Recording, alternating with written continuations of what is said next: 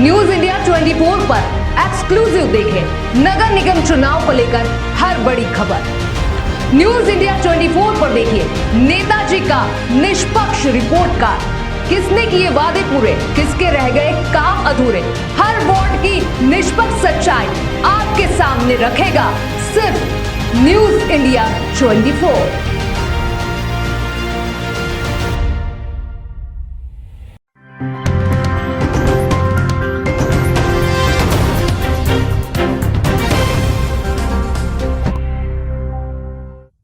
मध्य प्रदेश के ग्वालियर शहर में आदिम जाति कल्याण विभाग की ओर से थाटीपुर स्थित किराए की बिल्डिंग में चलाए जा रहे पीएमएस गर्ल्स हॉस्टल की छात्राओं ने केंद्रीय मंत्री ज्योतिरादित्य सिंधिया को अपनी समस्याओं से अवगत कराया और उन्हें ज्ञापन देकर जल्द निराकरण की मांग की है। दरअसल पीएमएस गर्ल्स हॉस्टल की करीब 50 छात्राएं अव्यवस्थाओं के चलते परेशान है, जिसकी शिकायत उन्होंने विभाग में कई बार अधिकारियों से की, लेकिन कोई निराकरण नहीं निकला। लेकिन अभी कुछ दिन पहले ही उन्हें हॉस्टल खाली कराकर मुरार स्थित एक ऐसी बिल्डिंग में शिफ्ट कर दिया गया है जहां पर सिर्फ 100 छात्राओं के रहने की जगह है और 50 छात्राएं और पहुंचने से वहां सोने तक की जगह नहीं बची है, जिसे नाराज होकर सभी 50 छात्राएं थाटीपुर स्थित पीएमएस गर्ल्स हॉस्टल की जगह पर वापस आ गई।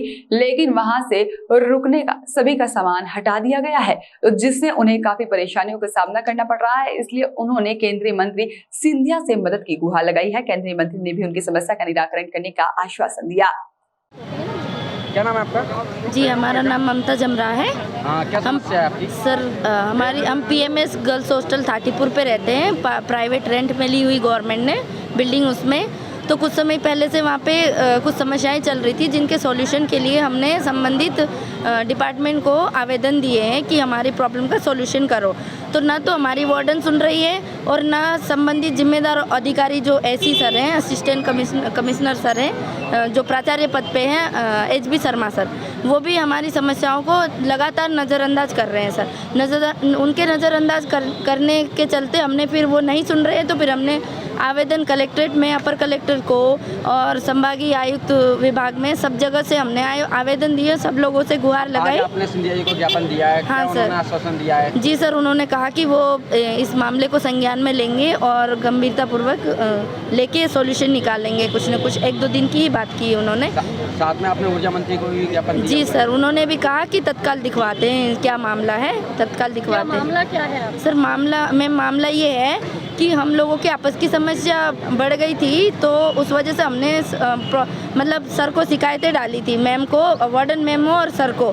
तो उन लोगों ने हमारी शिकायतों को नज़रअंदाज करके आपस के झगड़े और बढ़ा दिए और ये साबित करने की कोशिश की कि लड़कियां ही गलत है और लड़कियां ज़िद्दी है और लड़कियां अयासी है, जो आपस में लड़ाइयाँ करके हमें परेशान करती है। उनका ये कहना है कि हम उनको परेशान कर रहे हैं, संबंधित वार्डन और हमारे एसी सर।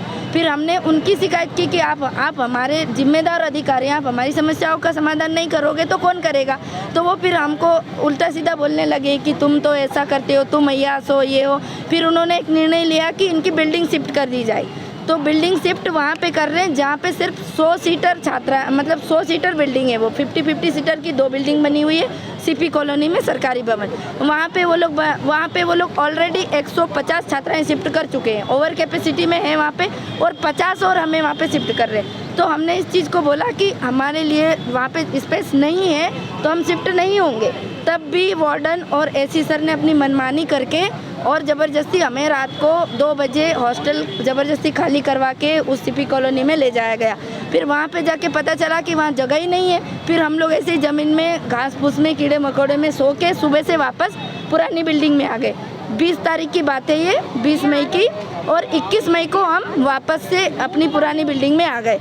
अब वो 21 तारीख को जब हम सुबह उठे तो वहाँ पे क्या है, वार्डन जो है रंजीता मैडम और उनके पति वीर सिंह जाटव, उन्होंने क्या है वहाँ पे बकरा कटवाया सुबह वहाँ पे हॉस्टल में, कैंपस में, ऑन कैंपस है वो। वहाँ पे ऐसा भी नहीं है कि छुट्टियाँ चल रही हो, लड़कियाँ नहीं है, ऐसा कुछ नहीं है। वहाँ लड़कियाँ रह रही है, 150 लड़कियाँ, और हम में से भी 15-20 लड़कियाँ वहीं पे थी उस समय। लड़कियाँ जो प्रभावित हुई हैं हॉस्टल के? सर पूरी 50 लड़कियां प्रभावित है सर, और उधर पे भी वो लोग परेशान हैं, ना तो वहाँ पे सिक्योरिटी है ढंग की और ना ही कोई फैसिलिटी है सर हमारे लिए। शासन से क्या चाहते हो? सर हम शासन से ये चाहते हैं कि शासन हमें सारी फैसिलिटी ऊपर से दे रहा है तो हम तक वो क्यों नहीं पहुंच रही, और हम क्यों फैसिलिटी के अभाव में हम क्यों रह रहे हैं, हम ये जानना चाहते हैं। आज फिलहाल आज की डेट में हमारे पास ना फैन है, ना बेड है, ना लाइट्स है। लाइट्स भी ले गए हैं वो खींच के, फैन भी ले गए हैं और बेड भी ले गए। हम बिना बेड के इतनी गर्मी में बिना लाइट्स के बिना फैन के रह रहे हैं। आज हम लगातार 2 महीने से परेशान हैं। हर जगह से, हर पॉलिटिशियन से, हर डिपार्टमेंट से जो भी जिम्मेदार हो सकता है या भी जो भी, जब सभी संबंधित जो है डिपार्टमेंट में हम लोग आवेदन दे चुके हैं, और अब आज सिंधिया जी से हमने उम्मीद लगाई कि वही सब अब कुछ कर सकते हैं, इसलिए हम लोग यहाँ पे आए हैं। कॉलेज के छात्र हो? सर हम ITI के हैं और ये सब लोग अलग अलग, मतलब बाकी वहाँ पे एक कॉलेज, वो कॉलेज का हॉस्टल नहीं है, मतलब पर्टिकुलर एक कॉलेज का हॉस्टल नहीं है, वो PMS है। वहाँ पे पूरे UG और PG की सभी अलग अलग कॉलेजेस की छात्राएं रहती है मैम। विक्की शर्मा की रिपोर्ट।